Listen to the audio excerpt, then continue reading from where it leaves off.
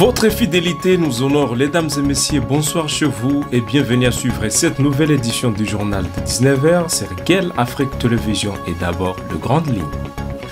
Le commandant de la 22e région militaire, le général de brigade Edi Kapen, est arrivé à Kalemi vendredi avec une importante délégation d'officiers.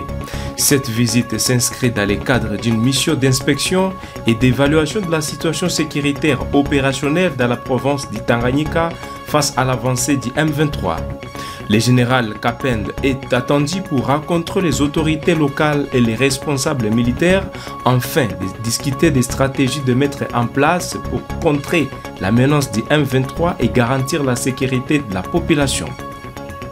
Une délégation conjointe de l'armée congolaise et ougandaise a visité ce jeudi le centre d'entraînement pour le recyclage de militaires à Rwapara.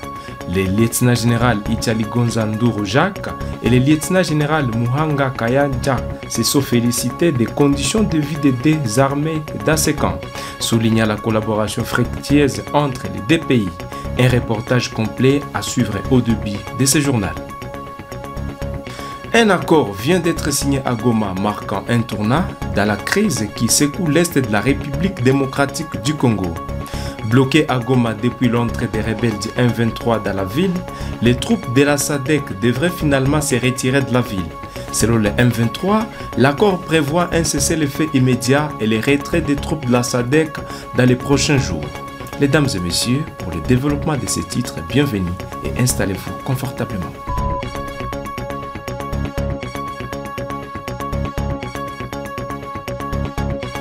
Ouvrons ce journal par la sécurité. Le commandant de la 22e région militaire, le général de brigade Edi Kapen, est arrivé ce vendredi à Kalemi avec une importante délégation d'officiers. Cette visite s'inscrit dans le cadre d'une mission d'inspection et d'évaluation de la situation sécuritaire opérationnelle dans la province du Tanganyika face à l'avancée du M23. Le général Edi Kapen est attendu pour rencontrer les autorités locales et les responsables militaires afin de discuter des stratégies à mettre en place pour contrer la menace du M23 et garantir la sécurité de la population civile. Plus de détails, c'est dans ce reportage. Dans le cadre d'une mission d'inspection et d'évaluation de la situation sécuritaire opérationnelle dans la province du Tanganyika face à l'agression du Rwanda et ses alliés, le commandant 22e région militaire, le général de brigade Edi Kapen Irung, à la tête d'une forte délégation composée des membres de l'état-major de la dite région, a mené d'intenses activités à Kalemi, chef-lieu du Tanganyika, du 25 au 28 mars 2025. Arrivé mardi, le numéro 1 de la 22e région militaire et sa suite ont été accueillis à l'aéroport national de Kainda, à Kalemi, sous fond d'honneur militaire rendu au général de brigade Edi Kapen, en présence du commandant 22e groupement naval et commandant place, l'amiral Bakole Nyengele, et du commandant des opérations Usalama, le général Dunia Kashindi, qu'accompagnaient plusieurs officiers membres de leur état-major respectif. Aussitôt, après l'accueil, les membres de la délégation se sont rendus au gouvernorat de province pour des civilités auprès du gouverneur Christian Kitungwa Muteba. S'en est suivi d'un entretien fructueux.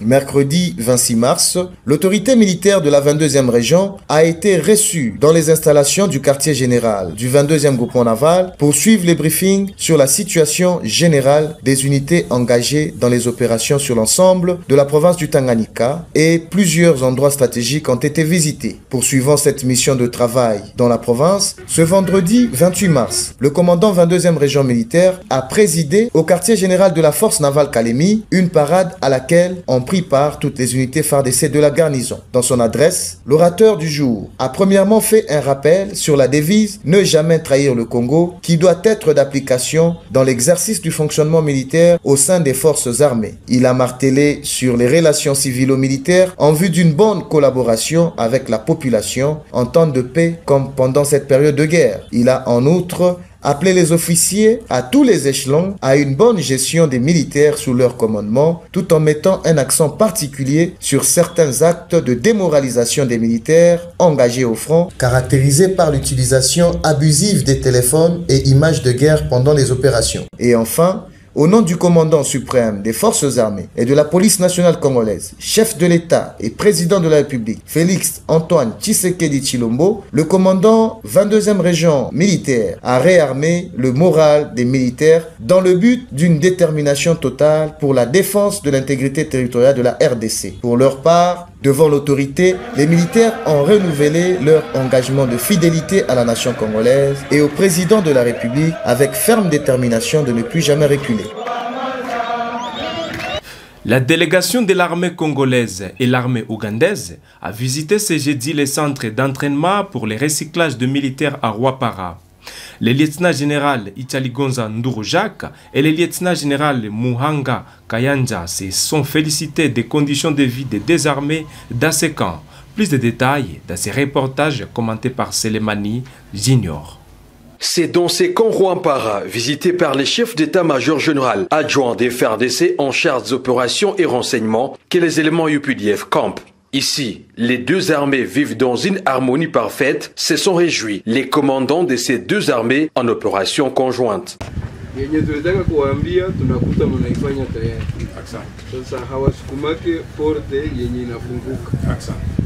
Tunataka kuambia mtumike pamoja, mkae pamoja, lakini tunakuta mnakula pamoja, kila kitu mnafanya pamoja. Sasa pale haiko sio rahisi sisi kuambia vingine. Na Fransa wanasema on a pas ovier saint de grimace. Kazi nyingine zitakuwa zinapangwa kwa na uelezea na mimi nitakuwa mnafanya. Occasion encore pour le lieutenant Jules Ngongo Tshikoudi, porte-parole du commandant des opérations et gouverneur militaire de l'Ituri, présent lors de cette visite, d'inviter les groupes armés à déposer les armes, et c'est là, sans condition. Un message que nous lançons à tous les groupes armés hostiles au processus de paix, représentant du chef d'état-major général, lorsqu'il est venu pour sa première intervention, il a demandé à tous les groupes armés de déposer les armes et d'adhérer au processus de désarmement et démobilisation de PDDRCS. Et tous les groupes armés qui continuent à endeuiller la population, de s'attaquer à la population. Et donc les deux forces amies vont les traquer, les neutraliser et le mettre hors d'état de nuire. Notons qu'une grande réunion d'harmonisation de la mutualisation des forces a eu lieu avant cette visite au gouvernorat de la province de l'Ituri. Objectif, en finir complètement avec ceux qui portent délibérément le malheur au peuple iturien. Toujours dans la même zone, des opérations conjointes de grandes envergures vont être lancées en Ituri contre tous les groupes armés. L'annonce a été faite ce vendredi par le ministre du Développement rural, Mwindo Nzangi Butondo, qui accompagnait la délégation de l'armée congolaise lors d'une conférence de presse à Bunia. Reportage. C'est après la grande réunion de mutualisation des forces entre les deux armées FARDC et UPDF ici à Bunia, chef-lieu de la province de l'Ituri, que le ministre Nzangi Butondo a lancé ce message. Je voudrais profiter de ce moment pour m'adresser aux groupes armés qui sont en Ituri ici. Que maintenant, c'est le dernier appel que vous avez pour pouvoir rejoindre le processus PDD-RSS. Parce que les feux et les déluges a déjà été préparé pour tous les récalcitrants à ce processus. Parce que trop c'est trop, on ne peut pas vivre pendant plus de 5 ans dans cet amalgame où les gens sont tués tout le temps, où les gens font des incursions dans des cas de déplacés, où des Congolais tuent les Congolais. Je crois que ça doit s'arrêter et c'est l'occasion pour nous de leur dire qu'il faut saisir cette dernière opportunité pour quitter la forêt. Mwindo Nzangi affirme que cette mutualisation a déjà produit ses fruits en province du Nord Kivu et en Ituri, dans la zone des Boga, Tchabi et environ. Le gouvernement avait conclu des accords avec l'Ouganda pour l'opérationnalisation de ce que vous avez appelé l'opération Suja, pour neutraliser les EDF au Nord Kivu et en Ituri. Cette opération a eu un succès fou du côté de Tchabi, du côté de Boga, comme vous le savez ici à Ituri, et aussi une partie du Nord Kivu, même si les rebelles ADF continuent toujours à faire des incursions dans les villages pour tuer la population. Ces cadres du gouvernement congolais ont invité le peuple congolais à se méfier des tuteurs tapageux d'un officier ougandais. Les FARDC et les UPDF travaillent ensemble. Vous avez vu dans des cas de trous de fusiliers FARDC et UPDF dans une opération conjointe. Donc il n'y a pas d'amalgame à se faire. C'est une opération qui se fait avec l'appui du gouvernement congolais et du gouvernement ougandais. Je voudrais aussi enfin vous dire qu'on est aussi venu soutenir l'action de notre armée et le gouverneur de province qui a été établi par notre président de la République. Ces déclarations prouvent à suffisance que le chef de l'État congolais, Félix Antoine Tshisekedi Tshilombo, reste déterminé à protéger l'intégrité du territoire national. Vous êtes sur Gale Afrique Télévision et vous suivez les journaux. 100 jeunes volontaires originaires de la province du Maniema sont arrivés à Kinshasa aujourd'hui à provenance de la ville de Kindu. Ils ont choisi de servir leur pays sous les drapeaux. Avant leur départ, le gouverneur de la province Moussa Kabouakoubi Moïse les a encouragés à être assidus et à honorer la province du Maniema. Plus de détails, c'est dans ces reportages. Un vent de patriotisme a soufflé sur Kinshasa. La première cohorte de 100 nouvelles recrues originaires de la province du Maniema est arrivée dans la capitale, prête à servir leur pays sous les drapeaux. Ces jeunes volontaires venus de Kindu ont choisi de répondre à l'appel du devoir et de contribuer à la sécurité de la République démocratique du Congo. Avant leur départ, le gouverneur de la province Moussa Kabouakoubi Moïse leur a adressé un message d'encouragement. Soyez assidus, soyez courageux et honorez la province du Maniema, leur a-t-il lancé, visiblement fier de ces jeunes qui s'engagent pour le bien commun. La deuxième cohorte des recrues, ici des différents territoires du Maniema, est attendue dans le prochain jour au centre de formation. Cette initiative, qui s'inscrit dans le cadre du renforcement de capacités des forces armées de la République démocratique du Congo, vise à répondre aux défis sécuritaires actuels et à garantir la paix et la stabilité dans le pays. Ces jeunes volontaires, symboles d'un Congo uni et déterminé, incarnent l'espoir d'un avenir plus sûr et plus prospère pour tous. Revenons dans la ville touristique de Goma, en province du Nord Kivu. Un accord a été signé à Goma, marquant un tournant dans la crise qui secoue l'est de la République démocratique du Congo, bloqué à Goma depuis l'entrée des rebelles du M23 dans la ville.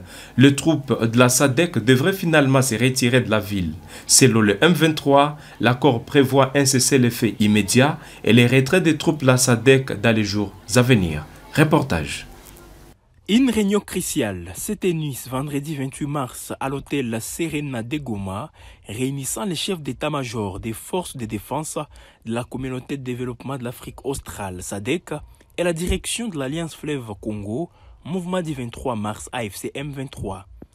L'objectif principal était de finaliser les modalités du retrait immédiat de la force régionale de la SADC, la SAMI-DRC de la ville de Goma.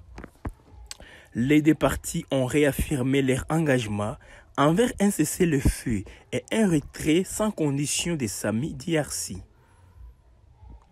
La FCM 23 s'est engagée à faciliter le départ immédiat des troupes de la SADC avec leurs armes et équipements, tout en laissant sur place les armes et matériels des FARDC actuellement en leur possession.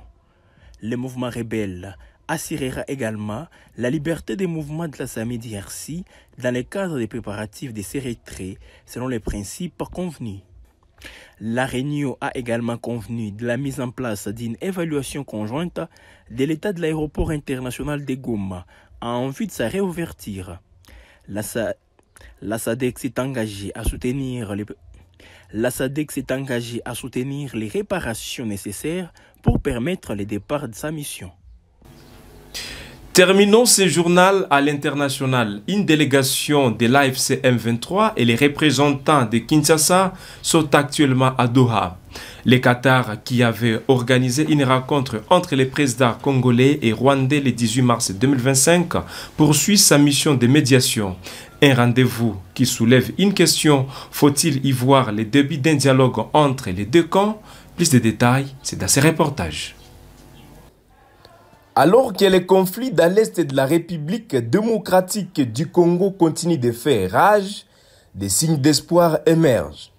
Une délégation du mouvement rebelle M23 et des représentants du gouvernement de Kinshasa se trouvent actuellement au Qatar pour des discussions menées par la médiation qatari. Cette rencontre qui se déroule dans les plus grands secrets pourrait-elle enfin ouvrir la voie à un dialogue direct entre les deux camps? Le Qatar, qui avait déjà joué un rôle crucial en réunissant le président congolais Félix Tshisekedi et rwandais Paul Kagame en mars 2025, poursuit sa mission de médiation.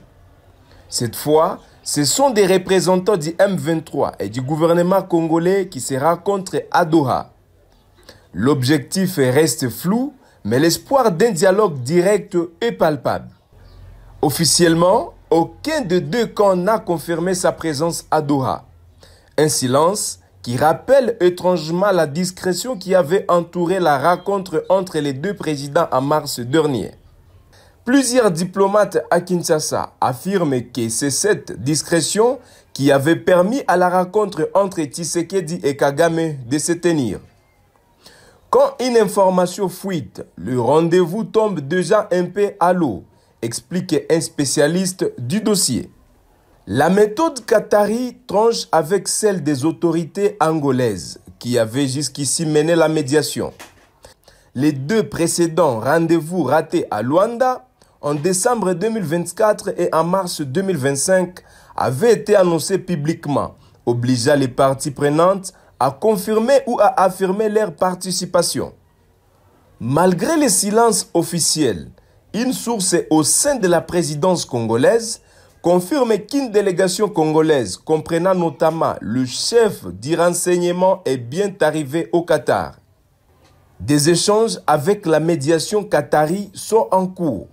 Le Qatar jouait-il un rôle crucial dans la recherche d'une solution pacifique au conflit en RDC? La discrétion qui entoure ces nouvelles discussions laisse planer le doute.